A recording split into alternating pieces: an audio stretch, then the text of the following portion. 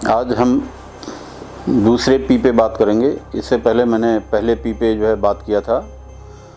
दूसरा पी हमारा पब्लिक है, जिसको हम जनता भी, आम जनता भी कहते हैं, या जो हमारा समाज है।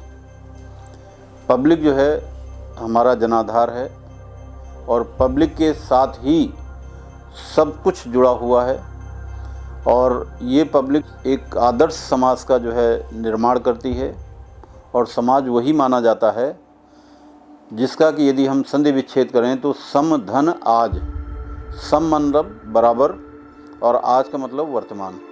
आज भी जहाँ बराबरी का दर्जा है वही समाज है। और समाज में रह कर के ही हम अच्छे कार्य कर सकते हैं। समाज का निर्माण क्यों हुआ, यदि मैं इसके इतिहास में जाऊं तो मनुष्य जो है विज्ञान के जो, यदि हम पूर्व काल में जाएं तो जंगल में आम जानवरों की तरह रहता था, अकेला रहता था, कोई समाज उस समय नहीं था।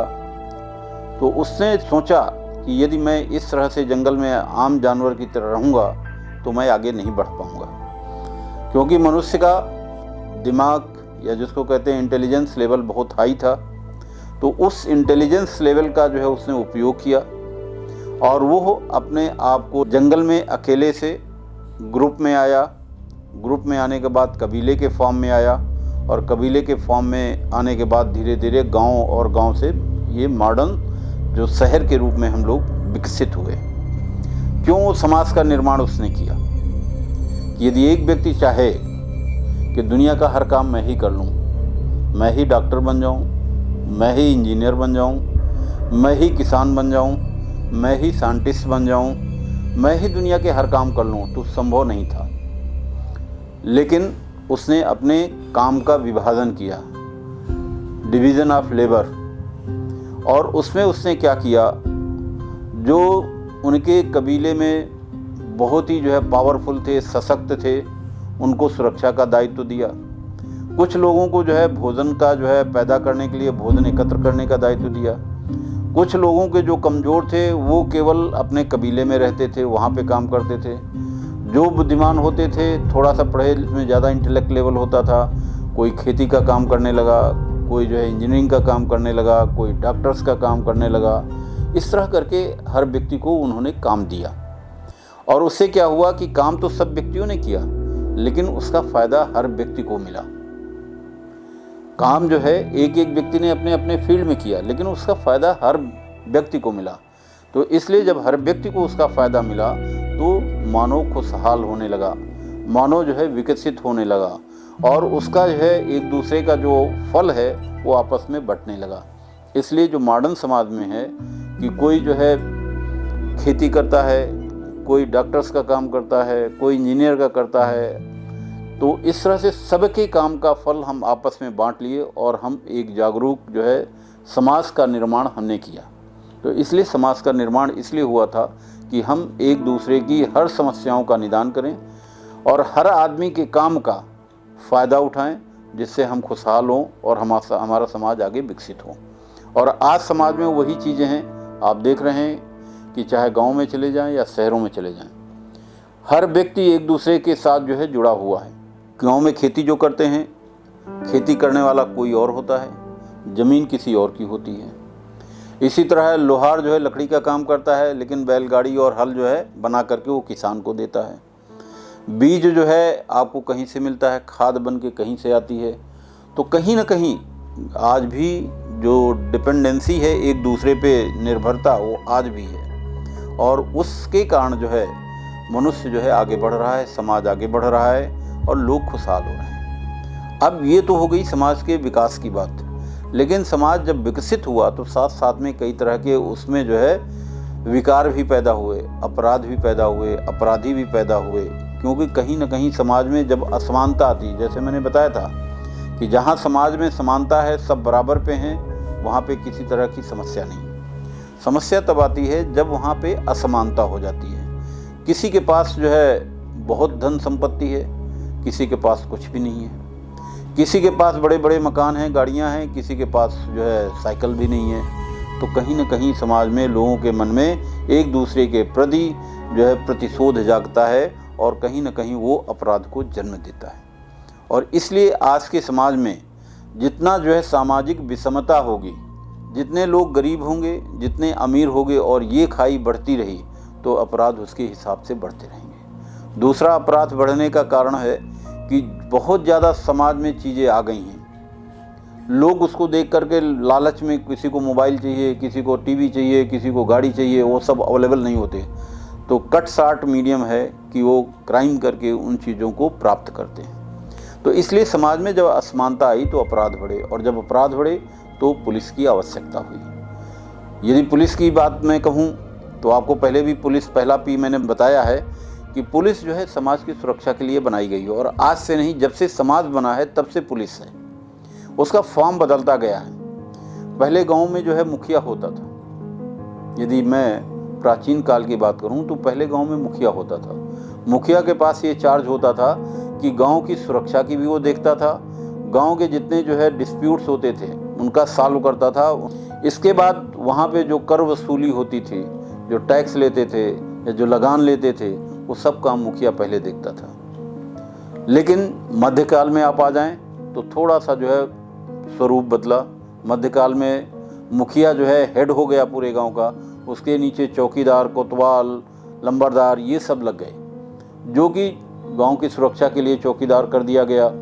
लंबरदार जो है वहाँ की जो बाकी प्रॉब्लम से देखता था, कोतवाल शहर के अंदर जो जितनी समस्याएं देखता था, और उन सब का हेड जो है वहाँ का मुखिया होता था। मॉडर्न टाइम में देखें तो अब हमारे यहाँ मॉडर्न पुलिस है, जिसमें कि आपको मैंने पूरा सिस्टम बताया कि यहाँ जो है कांस्टेबल से लेकर डीजीपी तक पूरा सिस्टम बना हुआ है, और थाने से लेकर के जो है आपका पुलिस मुख्यालय तक बना हुआ है। ये सब धीरे धीरे जैसे जैसे समाज विकसित हुआ है वैसे वैसे जो है पुलिस के जो है अंग भी विकसित हुए, डिफरेंट जो है डिपार्टमेंट्स विकसित हुए हैं, और समाज की समस्याओं का समाधान करने के लिए विकसित हुए हैं। आपने देखा है कि समाज में पहले आराम से लोग रहते थे, बहुत ज़्यादा उनके सामने चीज़ें नहीं थी, बहुत ज़्यादा जो है विकास का जो है सामान नहीं था, ना गाड़ियाँ होती थी, ना बड़े बड़े मकान होते थे, ना बहुत ज़्यादा उनके पास पैसा होता था, ना बहुत ज़्यादा जो है जो लोग लोभ और लालच में फंसते थे, वो सब नहीं चीज़ें, उस तरह के जो है अट्रैक्शन नहीं थे। लेकिन अब धीरे धीरे वो आ गए तो उसी के हिसाब से अपराध बढ़ने लगे। पहले जो अपराध होते थे गाँव में, यहाँ तक कि घर में जो अपराध होता था, तो घर का जो हमारा मुखिया होता था वो आपस में जो है उसको वहीं पे निपटारा कर लेता था। छोटे मोटे जो समाज में कुरीतियाँ थीं, चाहे बाल विवाह हो या और इस तरह की समस्याएं थीं, उन सब में भी गांव के जो मुखिया होते थे या घर के जो मुखिया होते थे वो आपस में बैठ के इसका निपटारा कर लेते थे। और गांव के अंदर जिस तरह की समस्याएं होती थीं, चाहे आपसी झगड़ा हो, ज़मीन जायदाद का लेकर के हो, या किसी तरह की आपस में लड़ाई होती थी, वो गांव के मुखिया या गांव के जो वयोवृद्ध होते थे, बुज़ुर्ग होते थे, उनकी 5 लोगों की जो है, जो समाज के प्रतिष्ठित 5 लोग होते थे, उनकी जो है वो उनका पंचायत बना देते थे, और वो 5 पंच बैठ करके निर्णय लेते थे। आपने पंच परमेश्वर की कहानी सुनी होगी मुंशी प्रेमचंद की, उसमें कई चीज़ें इस तरह की दिखाई गई, उस समय के समाज का वर्णन किया गया। तो वो चीज़ें उस समय होती थी कि वो पंच परमेश्वर जो गांव के 5 बुजुर्ग होते थे बैठ करके जो फैसला कर देते थे पूरे गांव के लोगों को मान्य होता था। तो पहले जो है फैसले जो है गांव में हो जाते थे, लड़ाई झगड़े गांव में निपट जाते थे, कोई बहुत बड़ा अपराध नहीं होता था, जो बहुत बड़ा अपराध होता था वही पुलिस तक जाता था। लेकिन धीरे धीरे वो चीज़ें समाप्त होती गईं।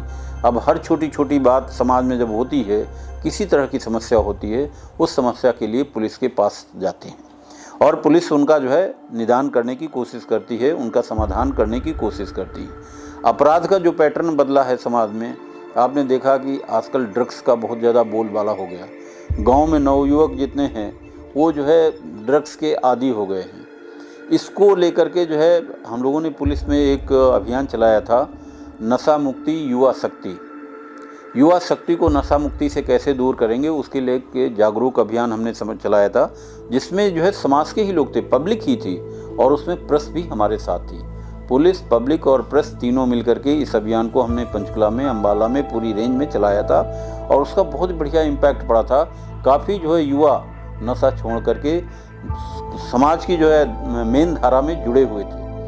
तो ऐसे जो है इस तरह से यदि हम काम करते हैं तो मैं समझता हूँ कि समाज के उत्थान में हम आगे बढ़ेंगे। समाज में जितनी जो है और भी बुराइयां हैं, आप देख रहे हो कि आजकल अपराध का पैटर्न बदल गया, हस्बैंड एंड वाइफ के रिलेशन ख़राब होते जा रहे हैं। घर में जो है पहले जो एक संयुक्त परिवार था वो टूट करके न्यूक्लियर फैमिली में कन्वर्ट हो गया। लोगों को नौकरी के चक्कर में जो है हस्बैंड नौकरी कर रहा है, वाइफ नौकरी कर रहे हैं, बच्चे नौकरी कर रहे हैं, सब स्कैटर्ड हो गए हैं। उससे क्या होता है, आपका घर सुरक्षित नहीं है। जैसे ही आप लोग घर में जाते हैं, घर में आप देखो चोर कोई ना कोई आकर के पूरा घर लूट के चला जाता है। तो कई तरह की जो मॉडर्न हमारी लाइफ है, जो आधुनिक जीवन है, जो आधुनिक समाज है, उसके हिसाब से कई तरह की समस्याएं भी हमारी बढ़ती जा रही हैं। और उन समस्याओं में सबसे बड़ा चीज़ है कि हम लोगों की इच्छाएं बहुत ज़्यादा बढ़ती जा रही हैं। चीज़ें बहुत ज़्यादा जो है आ गई हैं, और बहुत ज़्यादा जब चीज़ें जो है इसमें समाज में आ जाती हैं तो लोगों को पाने की इच्छा होती है, और जब वो चीज़ें नहीं पाते तो फिर क्या होता है कि आपस में हमारा कहीं ना कहीं मनमुटाव होता है, झगड़ा होता है, मारपीट होती है, परिवार में जो है आपस में जो है एक दूसरे का परिवार टूट जाता है, हस्बैंड वाइफ के भी रिलेशन टूट जाते हैं। तो इस तरह के आधुनिक जो अपराध बढ़ते जा रहे हैं, आपने देखा साइबर अपराध का, ड्रग्स का मैंने पहले ही बताया, ट्रैफिक्स के आप देख रहे हैं कि इतनी ज़्यादा गाड़ियाँ बढ़ गई हैं, इतनी ज़्यादा जो है यहाँ पे जो है वो हो गई, जिस हिसाब से गाड़ियाँ बढ़ रही हैं उस हिसाब से हमारी सड़कें नहीं हैं। कैसे जो है पुलिस इसको जो है पूरी तरह से नियंत्रित कर सकती है? तो कहीं ना कहीं पहले जो इस तरह की समस्याएं होती थी, इस तरह की समस्याओं में समाज साथ होता था। समाज के जो पढ़े लिखे लोग होते थे, जो थोड़ा बुजुर्ग होते थे या जो नवयुवक होते थे, ये जो है ट्रैफिक व्यवस्था को सुचारू रूप से चलाने में पुलिस का साथ देते थे। एनसीसी कैडेट, एनएसएस, बहुत से ये जो संस्थाएं इसलिए बनाई गई थी, बहुत से एनजीओ से जो मिल करके इस तरह की जो है व्यवस्था को सुचारू रूप से चलाने में काम करते थे। लेकिन धीरे धीरे क्या हुआ कि सब चीज़ें अलग होती गई और पूरा का पूरा जो है उसका दामोदार पुलिस के ऊपर हो गया कि पुलिस जो है ट्रैफिक व्यवस्था को भी चलाएगी, पुलिस जो है कानून व्यवस्था को भी चलाएगी, पुलिस जो है साइबर अपराध को भी कंट्रोल करेगी, पुलिस नारकोटिक्स का भी करेगी, पुलिस जो है मानव विरुद्ध अपराध जितने हैं, संपत्ति विरुद्ध अपराध जितने हैं, साइबर अपराध जितने हैं, नकाबपोश अपराध जितने, मतलब किसी तरह की समस्या है वो ऑलमोस्ट पुलिस के ऊपर आ गई है। और पुलिस उसको करने को पूरी तरह से तत्पर भी है, ऐसा नहीं है कि पुलिस जो है कहीं जो है पीछे है। लेकिन इन अपराधों को कंट्रोल करने में समाज का बहुत बड़ा योगदान है, क्योंकि यदि सामाजिक लेवल पे हम लोगों को जागरूक करेंगे तो मैं समझता हूँ छोटे मोटे जो अपराध होते हैं वो अपने आप समाप्त हो जाएंगे। जो छोटी मोटी लड़ाइयाँ आपस में होती हैं वो समाप्त हो जाएंगी, और वो समाप्त होंगी तो समाज खुशहाल होगा। यदि हमारे बुज़ुर्ग, घर के मुखिया, वो यदि सजग हैं, सतर्क हैं, तो यदि वो अपने घर के बच्चों पे नज़र रखेंगे तो बच्चे कभी भी अपराध की दुनिया में नहीं जाएंगे, नशे की दुनिया में नहीं जाएंगे, गलत कार्य नहीं करेंगे। इसलिए हमको आज के समय में सबसे बड़ी आवश्यकता है कि हम अपने बच्चों को सही शिक्षा दें, वैल्यू बेस्ड मूल्यों की शिक्षा दें, सही संस्कृति दें और सही संस्कार दें। यदि हम अपने आने वाली भावी पीढ़ी को सही शिक्षा, सही संस्कृति, सही संस्कार देते हैं तो मैं समझता हूँ एक आदर्श समाज का निर्माण होगा, और एक आदर्श समाज का निर्माण होगा तो एक आदर्श देश बनेगा, और तभी हमारा खुशहाल समाज होगा, तभी हम जनता के साथ संबंध अच्छे बनेंगे, तभी जनता का पुलिस के साथ और प्रेस के साथ बहुत ही अच्छा तालमेल रहेगा, और जिस लक्ष्य के लिए ये 3P बनाए गए हैं उस लक्ष्य की हम पूर्ति कर सकते हैं।